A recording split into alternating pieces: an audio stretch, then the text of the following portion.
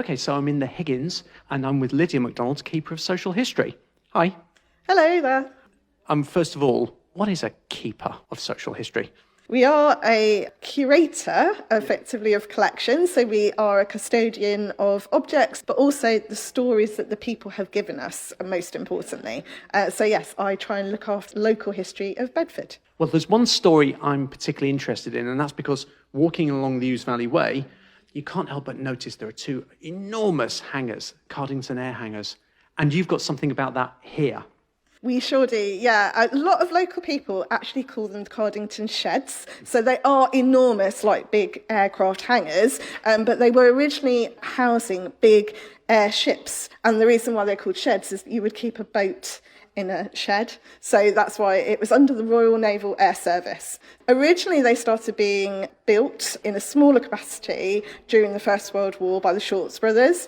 And then after the First World War in the 1920s, a big imperial airship programme was put together by the government. They were looking to build two bigger airships, the R100 and the R101. The R100 was built up in Yorkshire and was built in a slightly different way, slightly different materials, slightly different engines than the one that was built down here in Cardington, which was known as the government-built airship. It was funded by the government directly. And so the Royal Airship Works was born down in Cardington. Actually, R100, once it was finished, came down and was also on the site with R101. It flew to Canada in its first maiden flight, the R100, very successfully in August 1929, which put quite a lot of pressure on the R101 to also fulfil its maiden flight, which was scheduled for the October that year to go to India. And there was a lot riding on it for the politicians that had backed it.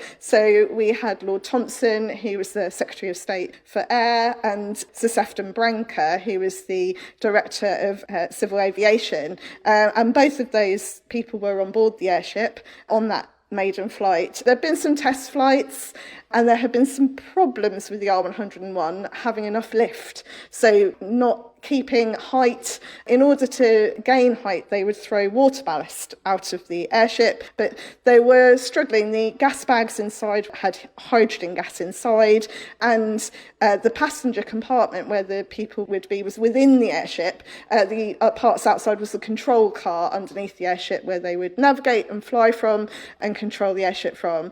But yes, so it was a very new luxury way of travel. It was so much faster than the ships. It would be weeks to travel to Egypt and to India on the ships.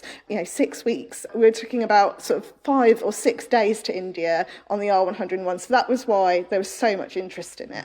So you mentioned it's very much a civil purpose. These days we just use aeroplanes, but that technology wasn't there at the time. No, that's true. And it was only just beginning to be developed that you couldn't carry that many passengers. So this was a way of carrying more passengers. I mean, the R101's first maiden flight had 54 passengers on board, actually all men, and actually 48 crew. So only actually 6 passengers itself. The rest were all crew and people connected with the airship. And yes, it was a shame in a way because it could have become like the Heathrow of its day, for airship travel. But unfortunately, because of the tragedy that occurred on the 4th and 5th of October 1930, that wasn't to be. It so happened that there had been a lot of concern around, obviously, the lift. There had been extra gas bags put into the R101, hoping that would solve some of the problems. And actually, Lord Thompson turned up on the morning of the flight with a lot of extra baggage. People were very restricted on what they could actually take on board, but he had completely ignored that and actually taken very heavy rugs as gifts for the people he was meeting in India.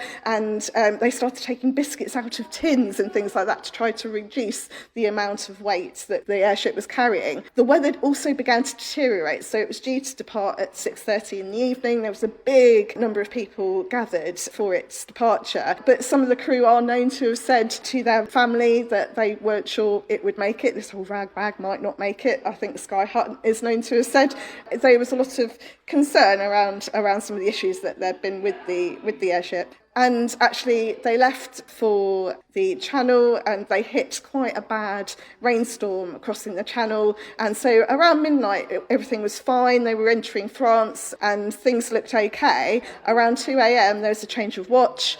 And 5 minutes after that change of watch, it started to lose height and it came down and crashed into a hillside in Beauvais in France. And really tragically, the engines that were underneath the main body of the airship were pushed up into the gas bags, and an enormous explosion from the petrol engines ensued. And most people didn't survive the explosion. Some of them were saved, so there was 8 people who actually survived, but actually 2 later passed away from their burns. So there were 6 actual survivors a longer term, and they were either in the control car.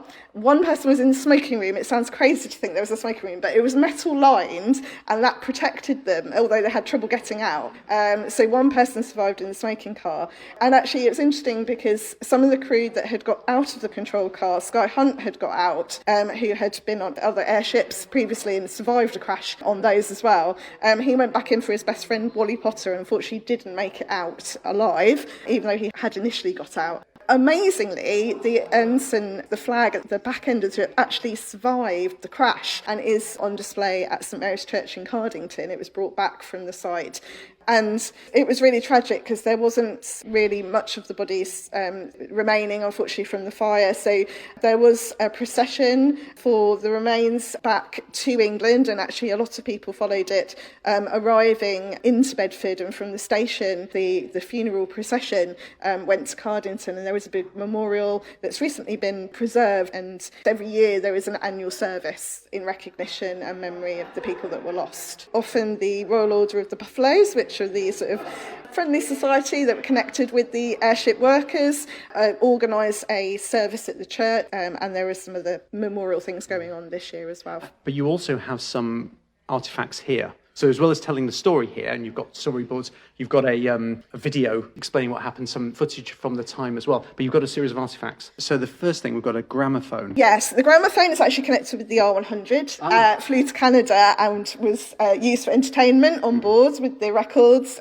so it's lovely to think of that playing to the passengers and coming back from Canada. So that's connected with the R100, so there are things related to both. Then there's a porosity meter. What's one of those? What's that do? It tests whether you're losing gas from your gas bags, which obviously is very important because you don't want to lose too much gas, otherwise you will lose quite a lot of lift and height on your airship. So you could test it. One of the main problems was actually the gas was leaking and chafing on some of the wires because they were trying to fill them almost a little bit too full to get the maximum amount of lift. Yeah, and then some very personal effects as well. Yes, so the personal effects are from Arthur Burton, the engineer who lost his life in the crash, and were collected from Beauvais and sent back to the family and later donated. Interestingly, the little copper plate that's made in memorial with engraved illustration of the R101 is made by J.G. Minns, who was actually the plumber and heating engineer that put in all the pipe work, and he had a bit of copper left over from his work on the ship and made a number of these plaques and gave them to survivors' families, which was thoughtful of him. In our drawer here we have some of the memorial things that were issued. There was a memorial card which had listed all of the people lost in the crash in recognition and memory of the officers and crew and the passengers on board. There was also a very delicate sort of serviette that's a memorial one with a special King's message. There was both a memorial service here locally, but there was one down in London as well because there was so many important, significant people killed in the crash. And there is a small piece of the outer fabric that has been brought back from the R101 as well. So the consequences, we don't see airships these days, or we're not seeing them in Cardington anyway, or around here. So did this kill off the airship industry? It did. I think there was a lot of concern and anxiety over what exactly went wrong. There needed to be a big investigation because so many people's lives had been lost. It didn't actually completely stop airship production. The R32 was continuing to be built and designed, but actually what really put an end to it was the financial crash in the 1930s, and that actually became that the investment wasn't there to continue the programme to really get to the bottom of what had happened and how to get around it. These days, obviously, the more recent generation of airships that have beginning, or air vehicles that have started to be created, are helium-based, so they are safer gas, although more limited, obviously, in mining and availability for that gas. So we'll see how that goes. But it was a shame, in a way, that there was almost a rush to get this airship off the ground and on this maiden flight. So if there'd been a little bit more time, it could have been avoided, probably. So there is a wider lesson to learn from this. I think so. I think, the political pressures getting involved probably really didn't help matters. But that often is the way of things, yes, listening to your engineers, listening to your design team, listening to your people on the ground is always the important, because they are the people that know their job. And you could see the concern in some of what was being said and reported afterwards. So, yeah, it's very difficult to say. The Canadian flight had been so successful. There were some differences between the two airships in the materials that had been used, in the types of engine that we used. I think there will be long a debate around that comparison between the R100, the commercially sound airship, and the civilian government-built airship, the R101. I think that will long be the case. So I suppose one of the questions is, why choose Bedford as a place to make airships? And I think you have a clue around the corner here. Yes, it's interesting because there is a heritage of skilled labour being developed here in Bedford and Bedfordshire from the early days of the 1800s. And actually it all starts with the agricultural revolution, the industrial revolution, and a plough, which sounds very ordinary. And we're looking at one right now. And in and of itself, it might not be the most exciting thing you see, but there is a history behind to it. Yes, well, it was known firstly as the Bedford plough, but later as the champion plough of all of England. And it was actually built locally on the high street by a local ironmonger and a local farmer, Armstrong, and the ironmonger was Howard, John Howard, and he made the first of these types of plough. It was noted to be a third more efficient than any other plough that had been made prior to it, and it was exhibited at the Great Exhibition in 1851. And later, a big factory known as Britannia Ironworks was made by James and Frederick Howard, John Howard's sons, and over 700 people worked there in the 1870s, and it was exported all around the world. One of the famous people who came to visit this plough, you've got a little signature. There's a visitor book that we've got here at the museum with General Garibaldi's signature.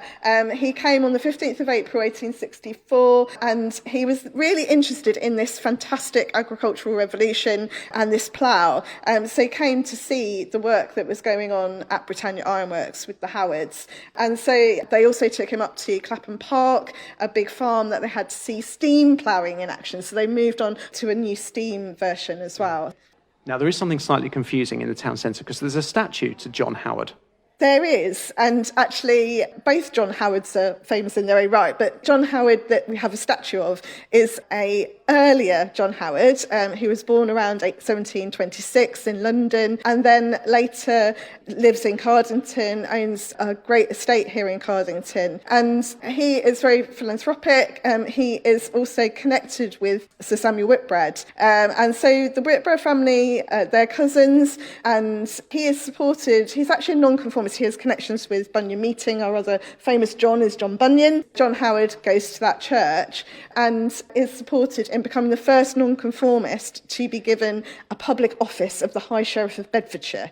In his younger years, interestingly, has actually been imprisoned by French privateers. He was trying to get to Lisbon and his boat is intercepted, and he's actually put into prison himself and freed for a French officer. So that was formative for him. Yes, I think that stuck with him. So when he then becomes High Sheriff of Bedfordshire and has a great deal of authority over the prisons, he starts to do visits all around the area, not just in Bedfordshire, but wider around the country, and then publishes all of his findings, which are very, very detailed, around what his recommendations are for improving the state of the prisons. And that is published in 1777. It's really significant because that work just wouldn't have been done in that way by anyone else. He was is very detailed in all of his recording. And then once he's published that, he goes on to look at fever hospitals and makes other recommendations in that regard. And it's unfortunate because he goes over to Kherson in Ukraine and is looking after a young woman who happens to go down with a fever and is being looked after in one of the fever hospitals. And he catches the fever from her and unfortunately quite unexpectedly dies while he's over in Ukraine. And they have built a memorial in his memory, even though he was quite specific about not wanting a memorial built to his memory. About 100 years after his death, they do decide that it is appropriate to have one here in the town centre in St Paul's Square. And I think that's right, because he did such a great deal for prison reform. And actually, the Howard Reform League still does a huge amount in penal reform across the country. So the meticulous person, absolutely driven, gets things done. Actually, that's a link between, it seems like a link between both John Howards, just in different centuries. Absolutely, yes. Yeah. Entrepreneurs in their own right and, yes, innovative and revolutionary. And just to bring things full circle, John Howard died in Kherson in modern Ukraine, and with this strange large sundial, because he asked, don't bury me, just put a sundial over me. And well, they did literally just that. And then downstairs, you've also got an exhibition of Ukrainian folk arts and dress and stuff, because there's a connection there that you want everybody to be aware of. Absolutely, yes. I think it's important to continue to recognise those connections between countries and places and the people, and continue to help each other during times of difficulty, of which Ukraine is experiencing a great deal these days. So, yeah, it's recognised that people, place, culture, objects, all those lovely stories. When you open? So the Higgins is open Tuesday to Saturday, 11 till 5, and on Sunday, 2 till 5. So we're just closed on Mondays, although randomly we are open on Bank Holiday Mondays, so please do come on a Bank Holiday Monday. Check your website. Yeah, please check the website. It's all on there for you, yeah. Okay, thank you very much. Thank you.